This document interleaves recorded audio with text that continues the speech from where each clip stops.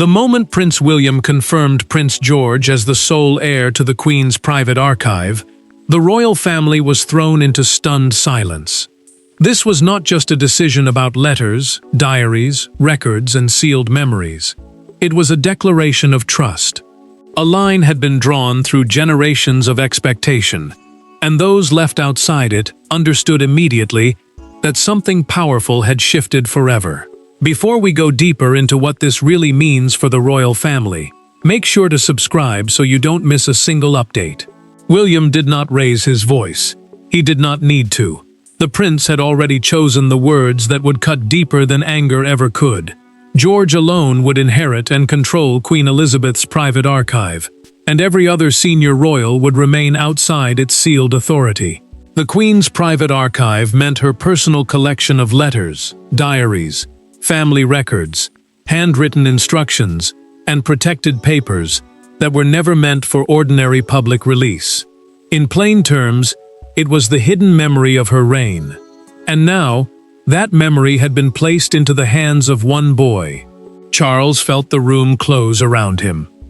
The king understood power, duty, and inheritance better than anyone. But this was different. His mother's most private legacy had not come to him. It had passed beyond him, straight into the future. The monarch sat with the stillness of a man trying not to reveal the wound. Yet his silence spoke loudly. He was not only hearing a decision, he was hearing a judgment that seemed to say the past no longer trusted the present. Camilla understood it too. The queen consort kept her face controlled, but the humiliation was impossible to hide. She had stood beside the crown, endured the glare of history, and fought for her place in the royal story. Still, William's confirmation placed George inside a circle she could never enter. She was not merely excluded from a room. She was excluded from the Queen's final confidence. Catherine watched the prince carefully. She saw the moment his strength almost broke. After signing the confirmation, William set the pen down, and for one brief second, his hand trembled before he folded the paper closed. The princess knew that gesture was not fear. It was grief. He had not made this move to punish Charles or shame Camilla. He had made it because something inside the archive had convinced him protection mattered more than peace. William finally explained the decision through a documented private account prepared for the family.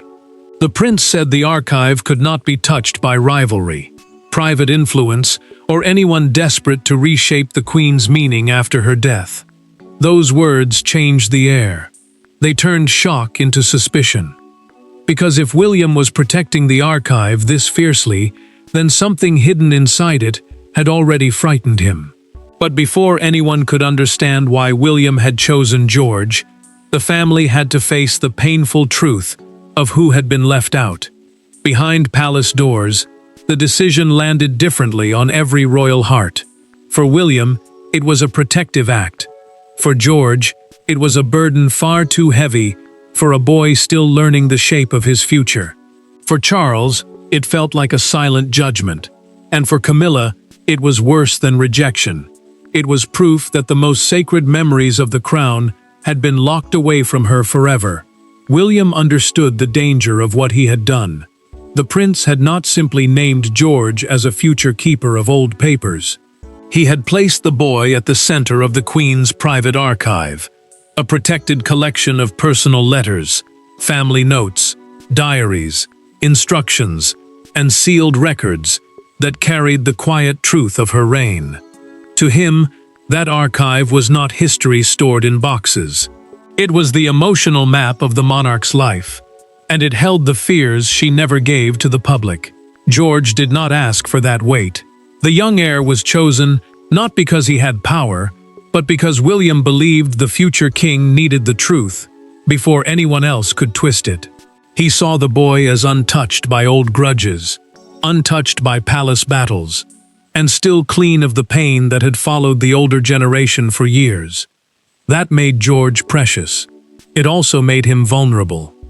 Charles felt the wound in silence. The king sat alone after the confirmation, removed his glasses, and stared at the table as if the paper in front of him had taken something from his chest. He was not angry in the ordinary way. He was hurt. His mother's most private record had passed around him, not through him, and the monarch could not escape what that seemed to mean. Camilla did not hide her shock for long. The queen consort asked why she had not been consulted, and her voice grew sharper when she realized Catherine had known before she did. That discovery stung more than the decision itself. Camilla could accept being challenged.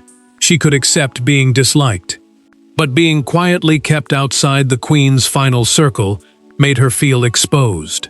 Catherine carried her own fear. In a private conversation later described in a documented family account, the princess told William that George must be protected from the archive's emotional weight, not simply prepared to inherit it. She reminded the prince that truth can guide a future king, but it can also break a child if handed over too soon. William then revealed, through the same private account, that the queen had once warned him that certain family records should pass only to someone untouched by old palace grudges. The prince had never forgotten those words. Now everyone understood why. The pressure inside the family was no longer about access, it was about trust. And that incident, buried beneath polite silence, became the spark that led directly to the most controversial royal decision in years. Every royal crisis has a moment the family later remembers with dread. For this one, it was not a public scandal or balcony scene. It was a private evening at Windsor, after a memorial dinner, when a sealed archive inventory was quietly opened without William's permission. That single breach became the point of no return, and from that night onward, trust inside the family was never the same again. William learned the truth the next morning. The prince found the folder disturbed, the fastening loosened, and the order inside changed just enough to make his stomach tighten. The sealed archive inventory was a private list of what Queen Elizabeth's protected papers contained, including letters, family instructions, personal reflections, and records meant to stay untouched until the proper heir was named. To William, this was not a small mistake. It was someone reaching into the Queen's memory before permission had been given. Catherine noticed what others might have missed. The princess looked at the pages quietly, then pointed to one sheet that no longer sat where it belonged. That small movement changed everything. She did not accuse anyone. She did not need to. William saw the same thing, and his silence became colder than anger. The archive was vulnerable. The Queen's final thoughts could be handled, moved, or interpreted by people with their own pain and their own ambitions. Charles grew defensive when the prince asked who had access. The king insisted no one had meant harm, but his answer carried the strain of a man trying to keep a family crack from becoming a royal fracture. He knew the inventory mattered because it did not only list objects or papers. It pointed towards secrets, choices, warnings, and private messages the late monarch had never trusted to public life. Camilla pushed harder. The queen consort said the matter was being exaggerated, that a folder was not a betrayal, and that William was letting suspicion rule judgment. Yet her words only deepened the tension. The prince heard in them exactly what he feared most. The archive could be treated as ordinary palace property, when to him it was sacred ground. A trusted courtier later confirmed the missing piece in a recorded internal account. The folder had been removed from its locked cabinet for nearly 40 minutes during the Windsor Memorial Dinner incident. The courtier did not name blame, but the timing was enough. William understood that if the archive could be touched once, it could be touched again. George was not in that room, but the boy's future entered William's mind with brutal force. The prince began to see only one path forward. No shared control, no adult rivalries, no quiet access granted through old loyalties. From that moment, he started planning a transfer that would bypass every competing claim and place the archive with George alone. But when William's plan finally became known, the breach was no longer a quiet memory. It became a confrontation waiting to explode. The confrontation came with no cheering crowds, no official cameras, and no polished palace language. It happened in a private room where William faced Charles and Camilla with the calm of a man who had already made peace with the consequences. The king wanted explanation. The queen consort wanted inclusion. But the prince brought neither apology nor compromise. He brought the final line. William kept his voice low, and that made the moment even more brutal. The prince told Charles and Camilla that George's sole inheritance of the Queen's private archive had been confirmed and would not be revised. A private archive means a protected collection of personal papers, letters, instructions, and family records kept away from ordinary public view. This mattered because those papers did not just hold memories. They held power over how the Queen would be understood by the people she left behind. Charles heard the words and looked wounded before he looked angry. The king asked whether William was accusing the family of dishonoring the Queen's memory. For a moment, the room seemed to tighten around that question. The prince did not rush his answer. He said he was not accusing the family of betrayal. He was preventing the possibility. That answer struck harder than a direct accusation, because Charles understood exactly what it implied. Camilla pushed back without hesitation. The queen consort said exclusion created suspicion, and suspicion could damage the monarchy more than openness ever would. William did not move. The prince told her trust had been damaged long before the confirmation was signed. Camilla went still, because he was no longer speaking about theory. He was speaking about the Windsor breach, the opened folder, and the 40 minutes no one could explain. Catherine remained nearby, but she did not enter. The princess understood that William had to carry this part alone. If she stood beside him too soon, Charles might see it as a united attack, and Camilla might turn the issue into another fight over influence. So Catherine waited, knowing the prince was protecting George, the Queen, and the future all at once. William then revealed through a recorded family discussion that he had already restricted access to the archive keys and ordered a new chain of custody around the sealed materials. A chain of custody means a controlled record of who can touch, move, or open protected items. Charles realized then that this was not symbolic. George would inherit not only the archive, but the authority to decide when it could be opened. The anger did not explode. It sank deeper. Charles sat back, shaken by the firmness of his son's decision, while Camilla understood that the door had closed before she even entered the argument. William had not come to negotiate. The prince had come to end the uncertainty. As the room emptied and the anger cooled, one question remained. What gave William the authority to make a decision this absolute? Power in the monarchy does not always arrive with a crown. Sometimes it arrives in handwriting. Sometimes it waits inside a sealed instruction, ignored until the family reaches the very crisis it was meant to prevent. William had not acted from impulse.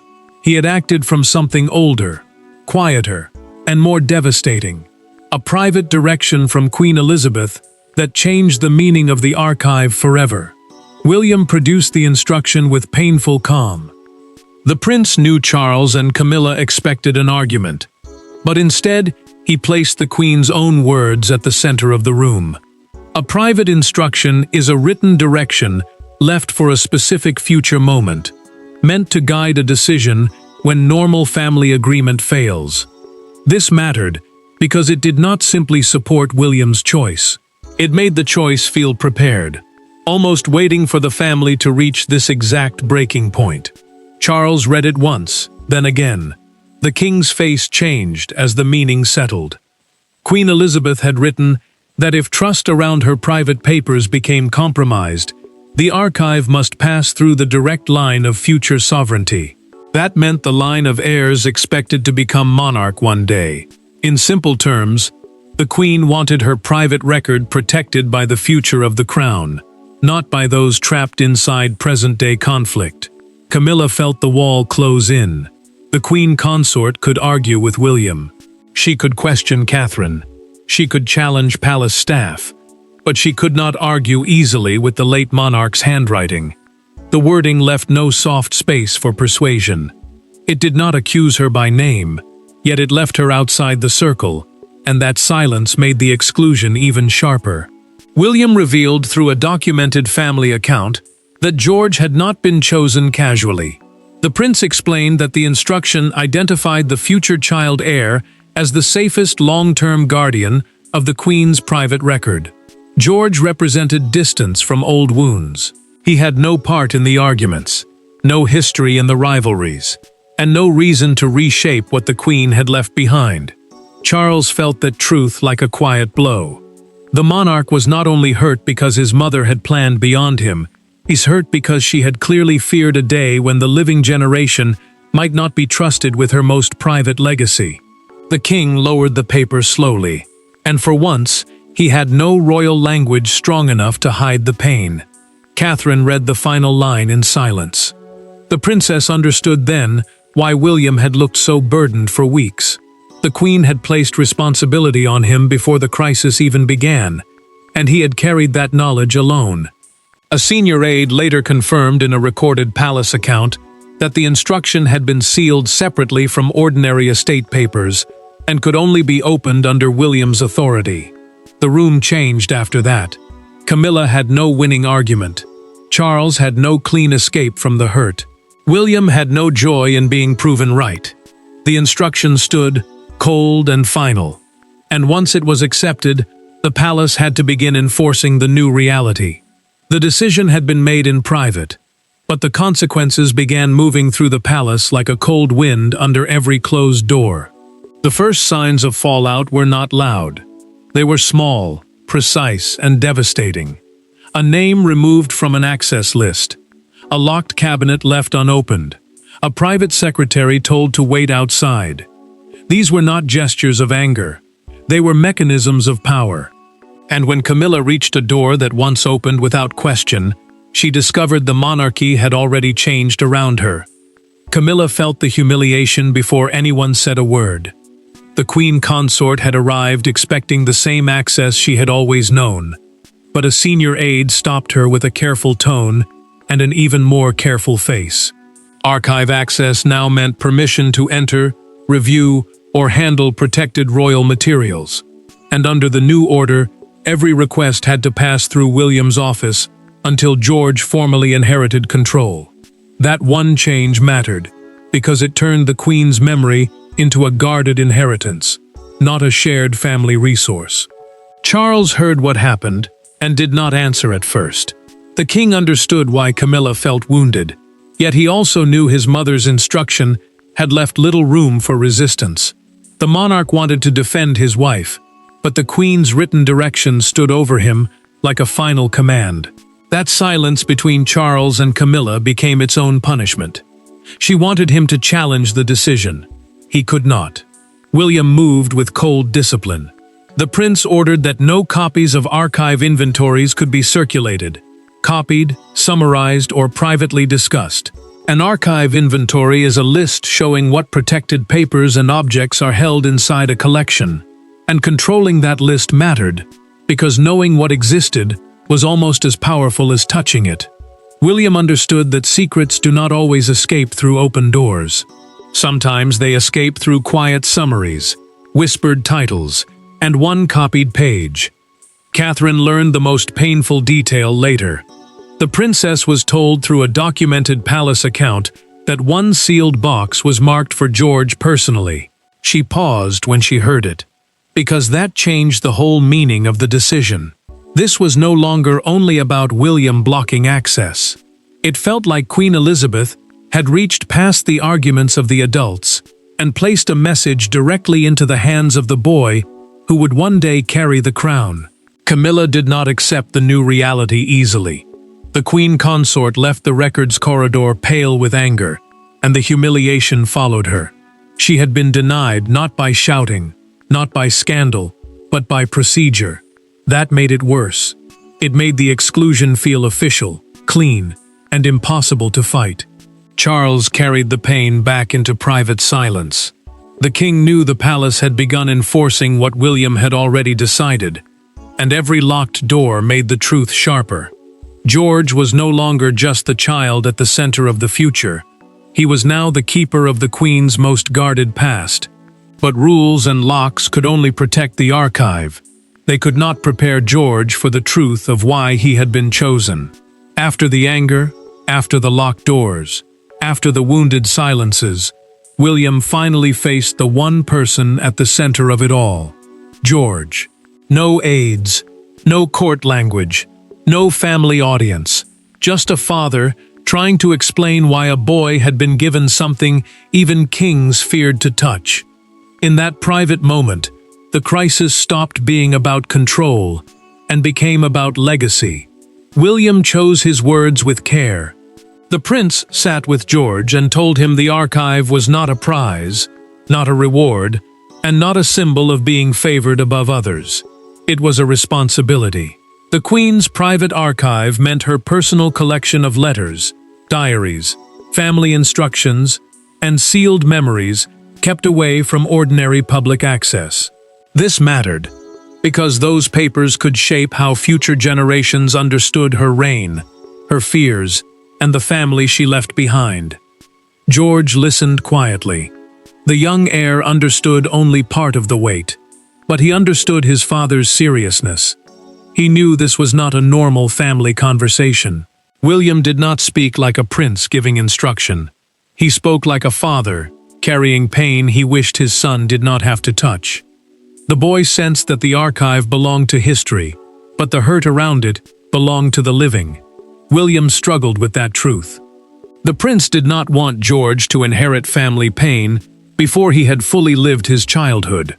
He wanted the boy to remain protected from the old wounds, the hidden rivalries, and the cold decisions that had now surrounded the Queen's memory. Yet he also knew that hiding the truth forever would not protect George. It would only leave him unprepared for the crown he was born to carry. George asked the question William feared most. Had the decision upset the family? The prince paused before answering, and that pause told the boy almost everything. William admitted some people were hurt because the archive mattered deeply. He did not blame Charles. He did not speak harshly of Camilla. He simply said that when something holds truth, people often fight hardest to stand closest to it. William then revealed, through a private father-son conversation, later recorded in a family account, that Queen Elizabeth wanted the future protected from the mistakes of the present. The prince told George that the Queen had seen enough pain to understand one thing clearly: memory must be guarded before it can be shared. That gave the boy a purpose beyond inheritance. He was not being handed power. He was being trusted with restraint. Catherine entered only after the conversation ended. The princess found William deeply moved, and George holding the small archive seal with quiet care. She saw in that moment that the decision had changed them both. The prince looked less like a man who had won a battle, and more like a father who had handed his son a burden with shaking hands. What began behind closed doors could not remain there, and when the story reached the public, Britain saw the monarchy's private wound laid bare. By morning, the private archive decision was no longer a palace secret. It became the story everyone wanted to understand, and no one could fully explain. The country did not merely see a boy named as heir to royal papers. It saw a family divided over memory itself. And one newspaper front page captured the national mood in a single devastating image. George became the name on every broadcast. The young heir had been confirmed as the sole future guardian of Queen Elizabeth's private archive, and that made the decision feel bigger than family procedure. A private archive means protected personal records, including letters, diaries, instructions, and papers kept away from public release. This mattered because the Queen's private words could shape how Britain remembered her, and now that power had been placed with a child who represented the monarchy's future.